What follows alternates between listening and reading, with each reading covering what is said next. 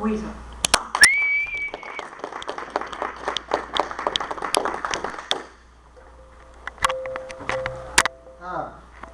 I'm going to unfold a poem from my pocket real quick. Some people, they write about their spirit animal, whether it's a dog or a bird. Hopefully this doesn't become my spirit animal. This poem is called Brooches. True story.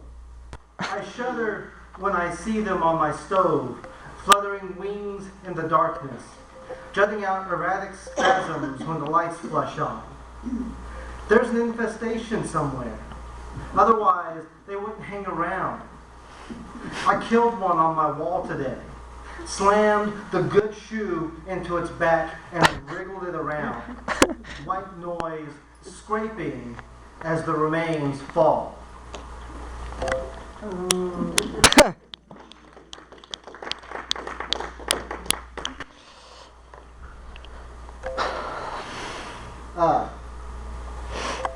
This next poem I'm going to read is in the book, 13 Poets. It's a wonderful collection. It's about a couple of years ago, I got my car repossessed. And that's sort of what this next poem is about. It's called Repo. I lit a cigarette as I watched them. Morning stillness disrupted by the noise of their engines roaring to keep the sun barely visible. They latch on to her. No caress to their touch. Rip her off the pavement and onto the warm asphalt. Tires screaming as they steal her. Such a shimmer of carelessness is hard to watch as I puff the last little bit of nicotine into myself. A little courage shooting through my heart as I greet them.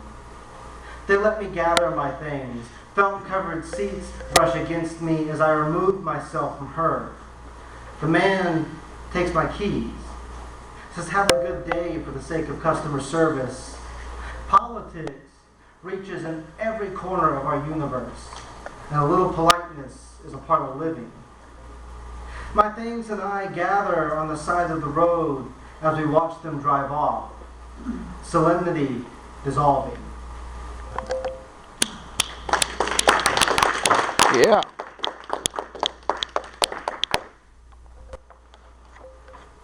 This next piece is for someone who's no longer with us, someone who's a part of my life. And it's called Our Last Days. Where did your mind go before you draped your flesh over smooth linen?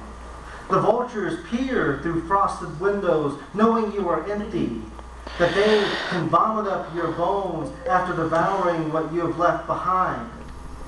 They say they eat the eyes first to ensure you don't come back, knowing that there are souls who make it to purgatory and fear what they have become. Ghosts are littered around us. One wonders if they remember anything.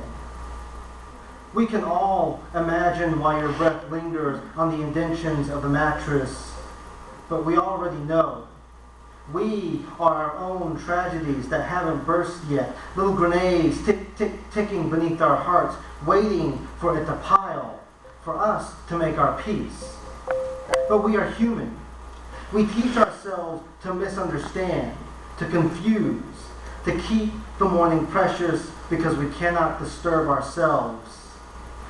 Mother of all things, you lay there, curves in place because you wanted us to remember the grace you carried with you always. We are to never forget how simple you were, or how the refinement of your character fell from your fingertips. You were beauty, and we were the followers who could only remember this, never who you were, never your name. We'll bury you tomorrow. You'll grow flowers when the time passes. Sir. I'm just going to read one more. This poem was written before a trip I took up to Michigan about a couple of years ago. It's called Somewheres.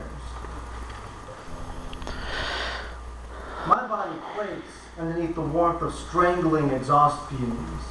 A chill sense of spring. Cracks spikes from the ground merged with the cracks on my feet, creating a map of miles often traveled. They were placed in boxes and left alone in closets. I've never seen them. The wrinkles from their pasty skin, how they smile at their new home. Someone just walked across my grave. I am no longer the collar-up switchblade on the dance floor twisting with the ghosts of tattered angels. I think that maybe if I pile on enough dirt, I can find the world. I just turned deaf. There are as many burning guitars as there are burning doves. Their vibrancy rages against the bars of my ribcage. I lie on the ground, waiting for the earth to welcome me back home as their voices burst through. Their words simmering into the summer backroads of the next small town. Their gardens are never warm enough. I knew Mercy once. He was a stick of Novocaine into a morphine-filled heart, lacking the grace to smile. And it was amazing those nights he was happy to see me. So I dropped wishes in the wells and hoped for a miracle. The manager said there were no refunds. I stick out my thumb, hitchhike all across the world, for I have been living in the future for too long. The present has never seen my face. My shoes are stitched with songs about somewhere I've never heard of, but I know I've been there before. If I gently lift up my hand, I can touch its surface.